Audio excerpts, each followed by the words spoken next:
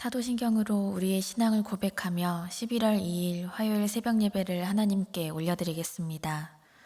전능하사 천지를 만드신 하나님 아버지를 내가 믿사오며 그 외아들 우리 주 예수 그리스도를 믿사오니 이는 성령으로 잉태하사 동정녀 마리아에게 나시고 본디오 빌라도에게 고난을 받으사 십자가에 못 박혀 죽으시고 장사한 지 사흘 만에 죽은 자 가운데서 다시 살아나시며 하늘에 오르사 전능하신 하나님 우편에 앉아 계시다가 저리로서 산 자와 죽은 자를 심판하러 오시리라. 성령을 믿사오며 거룩한 공회와 성도가 서로 교통하는 것과 죄를 사하여 주시는 것과 몸이 다시 사는 것과 영원히 사는 것을 믿사옵나이다. 아멘.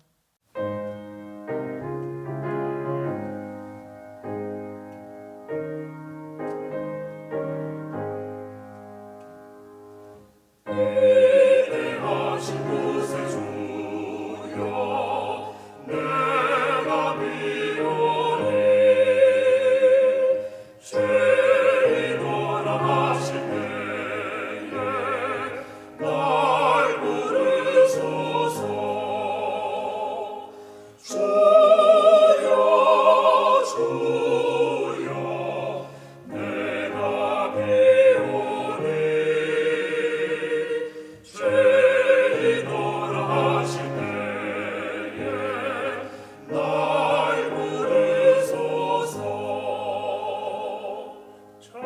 자비하신 보좌 앞에 꿇어 엎드려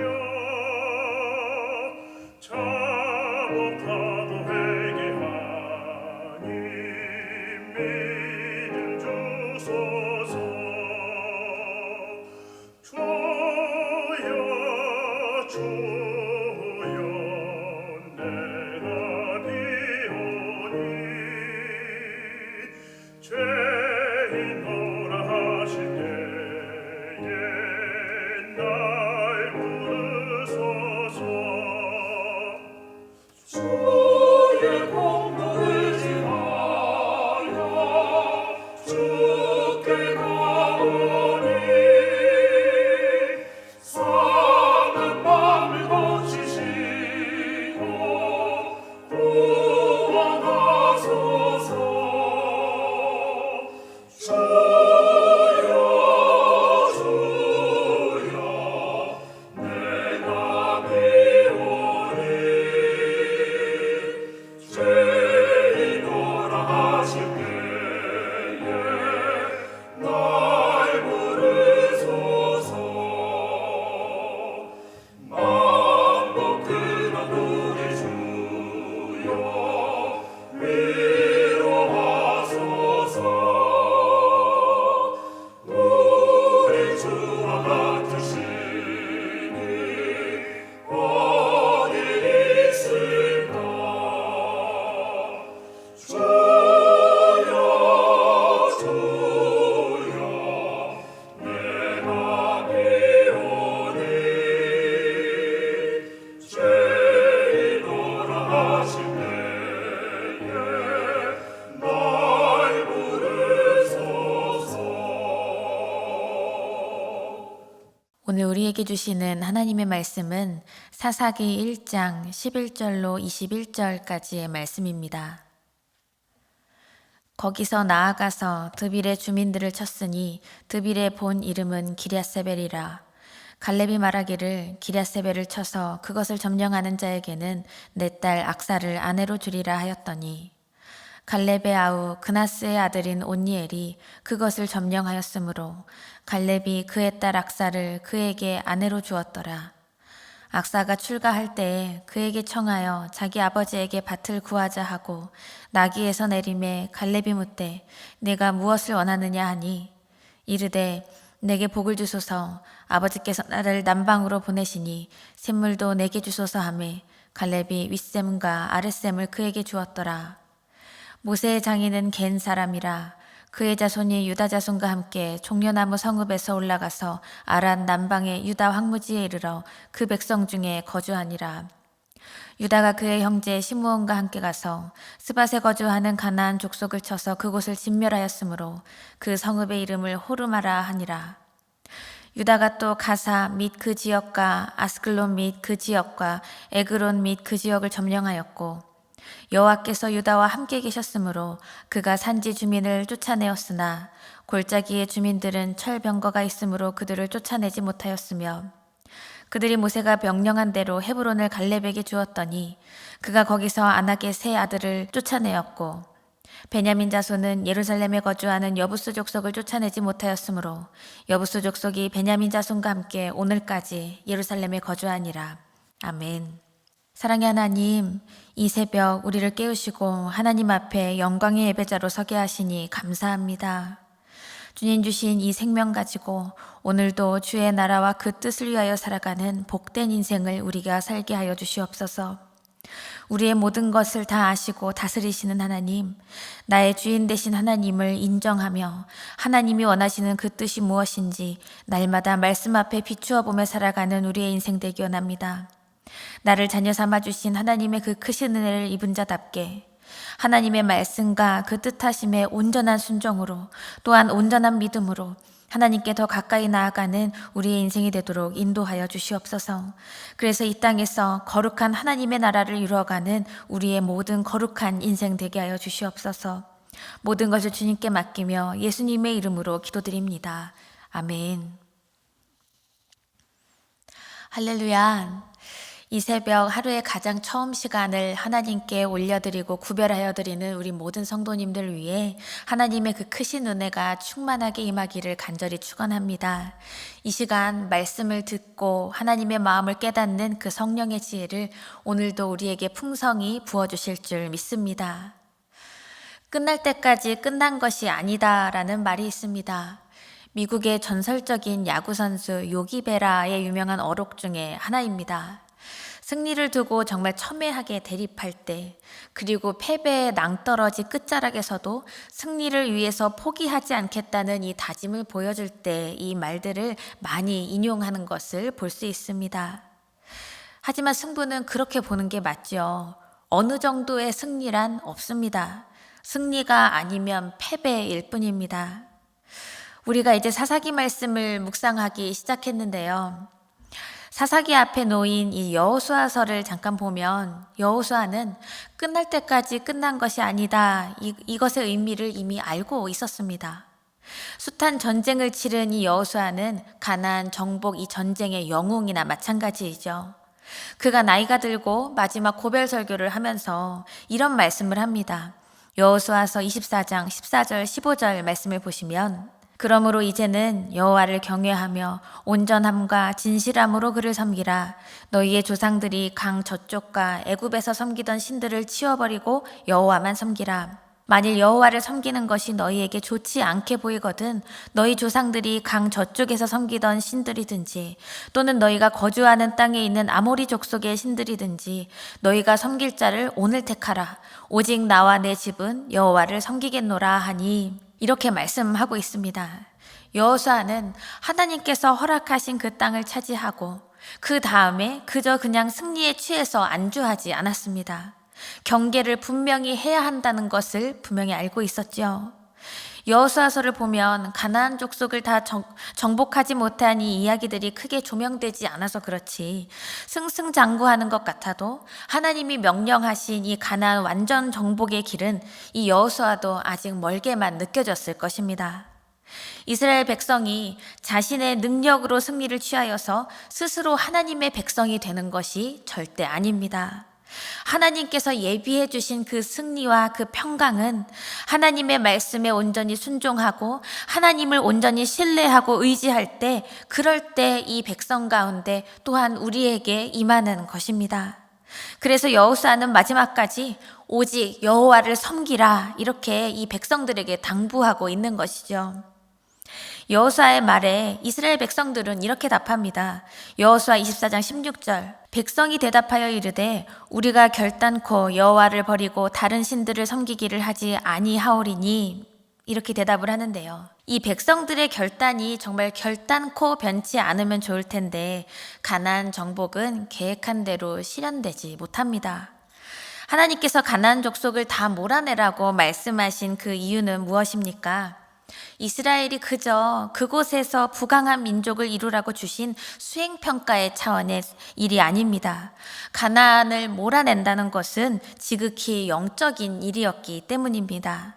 가나안을 제거해서 이스라엘이 이 가나안의 이 이방 종교의 영향 아래에 있지 않게 하려는 하나님의 그 뜻하심과 하나님의 그 계획하심이었지요. 그래서 이 가나안을 정복하는 것, 가나안을 완전 정복하는 이 영적인 전쟁의 승리는 하나님께 온전히 순종하고 하나님을 온전히 신뢰할 때 온전히 이룰 수 있었던 것입니다. 우리의 영적인 전쟁도 마찬가지죠. 진리의 하나님의 말씀, 그 하나님의 그 나라의 가치로 우리가 든든하게 옷을 입고 이 땅에서 하나님의 나라를 온전히 살아내기 위해서 우리가 해야 할 것은 여호수아처럼 우리가 경계를 분명히 하고 오직 하나님을 신뢰하고 오직 우리 하나님을 의지하는 것입니다. 이렇게 하나님을 향한 온전한 믿음이 우리 안에 충만하기를 간절히 소망합니다. 이제 여호수아서를 지나서 사사기를 보면 가나안 정복이 다 마무리되지 않았는데 이제 지도자 여호수아가 이제 죽지요. 12지파는 각각 이 자신들에게 할당된 땅으로 다 나아갔지만 그 완전 정복의 그 과정이 참 험난하기만 합니다. 사사기의 시작은 이제 아직 정복하지 못한 가나안 지역을 정복하기 위해서 우선은 유다 지파를 통해 하나님이 승리를 주시는 그 말씀으로 시작하고 있습니다. 유다 지파의 단연 돋보이는 활약과 승리가 이렇게 이어지면서 갈렙의 그 가문에도 초점을 맞추는 것을 볼 수 있는데요. 갈렙은 이스라엘 백성 중에 정말 신앙의 리더였고요. 신실함으로 무장했던 사람입니다. 그는 유다 지파에 속했는데 원래는 그니스 족속이었습니다. 그러니까 순수 히브리 혈통이 아니라 애굽에 거주하다가 이 출애굽 때 이스라엘을 따라 나온 여러 다른 민족들처럼 이스라엘을 따라온 것으로 볼 수가 있습니다. 그러면서 정말 불평만 하던 그 여느 이방인들과는 달리 갈렙은 어땠나요? 온전한 순종과 믿음으로 출애굽 이 1세대 중에서 여호수아와 함께 유일하게 가나안 땅을 밟았던 사람입니다.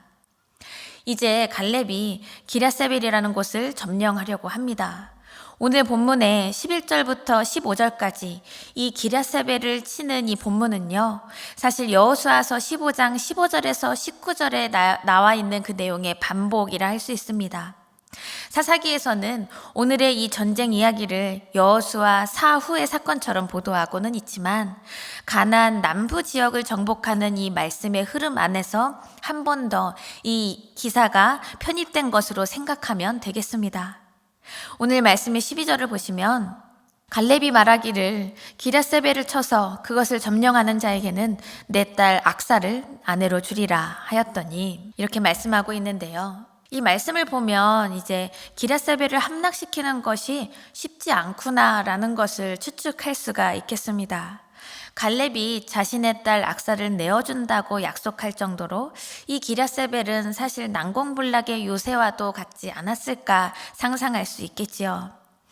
하지만 이 말씀을 현대의 가치관으로 보면 승리를 위해서 이렇게 혐오스러운 약속이 또 있을까 생각을 할 수가 있겠지만 이 일을 믿음으로 가나안을 완전 정복하는 바른 길이 무엇일까? 이런 차원과 의미 안에서 본다면 갈렙이 하나님의 그 약속에 반응하고 온전히 순종하는 그 방법을 이렇게 표현한 것이다 라고 생각할 수가 있겠습니다. 그런데 이렇게 어려운 이 어려운 함락의 스토리는 13절에서 단 한 절로 요약하고 있습니다. 갈렙의 아우 그나스의 아들인 온니엘이 그것을 점령하였으므로 갈렙이 그의 딸 악사를 그에게 아내로 주었더라 이렇게 기록되어 있습니다. 온니엘이 그것을 점령하였다 이 한마디로 요약하고 있고 그리고 갈렙이 약속한 대로 온니엘에게 자신의 딸 악사를 아내로 허락해 주었지요. 이후에 이 딸 악사는 아버지의 품을 떠나면서 땅과 우물, 그 샘물을 적극적으로 이제 구하는 것을 볼 수 있습니다. 사실 갈렙이 85살에 이 산지 내게 주소서 내가 정복하겠습니다. 이렇게 해서 칭찬을 받았던 그 일이 있는 것처럼 그의 딸 역시 그 땅을 취하고 그 땅에 온전히 거하면서 축복을 누리겠습니다. 라는 이 갈망을 보여주는 것인데요. 이방 족속이지만 우리 하나님 아버지를 온전히 신뢰하며 우리 하나님께서 우리를 통해 하실 일을 기대하는 이 믿음을 가졌다는 그 사실을 우리는 주목해야 합니다. 이어서 이 말씀을 보시면 이 이방 출신들의 이 믿음 이야기가 계속되는 것을 볼 수 있는데요. 16절 말씀을 보시면 모세의 장인은 겐 사람이라 그의 자손이 유다 자손과 함께 종려나무 성읍에서 올라가서 아란 남방의 유다 황무지에 이르러 그 백성 중에 거주하니라 말씀합니다.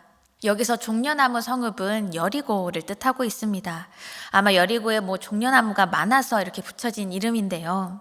이스라엘이 가나안을 점령할 때 정말 첫 번째로 점령한 그 성읍이 여리고죠. 하나님의 그 능력과 은혜가 그 당시 그 이스라엘 백성들에게 거저 주어졌기 때문에 얻었던 그 정말 값진 승리를 얻었던 곳이 이 여리고입니다. 겐 자손들 역시 이방인 출신들이지만 광야에서 모세와 함께하기로 하여서 이스라엘의 이 구원의 역사에 동참하는 그 은혜와 복을 누렸지요. 이후에 모세가 죽고 없는 동안에도 이 유다 자손과 함께 요단을 건너고 종려나무 성읍 여리고에 입성하였습니다. 그리고 훗날 아랏의 네게부까지 와서 정착하는 것을 우리가 말씀을 통해 알 수 있습니다.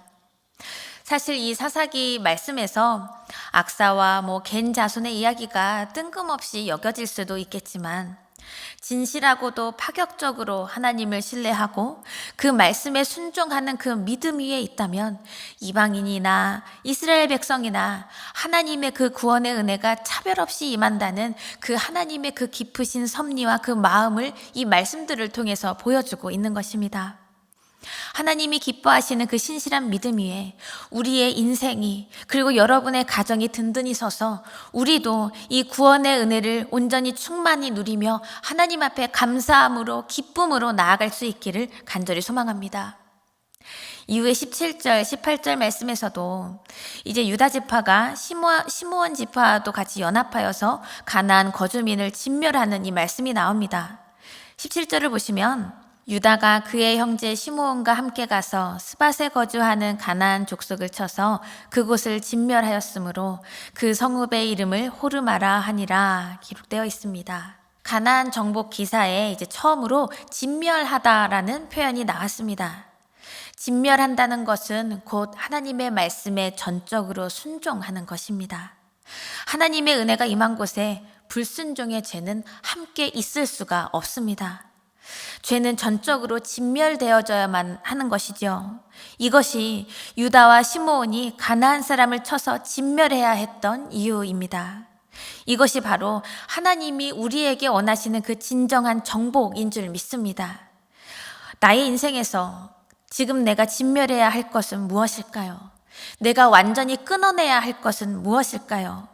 우리 가정에게 또한 우리 모든 공동체에게 우리가 완전히 진멸하고 끊어내야 할 것은 무엇일까요? 하나님께서는 오직 하나님 아버지의 이 말씀에 순종하면서 하나님의 가치가 아닌 것을 철저하게 끊어내서 우리가 하나님의 그 거룩한 자녀로서 당당하게 또한 담대하게 살아가기를 원하고 계십니다.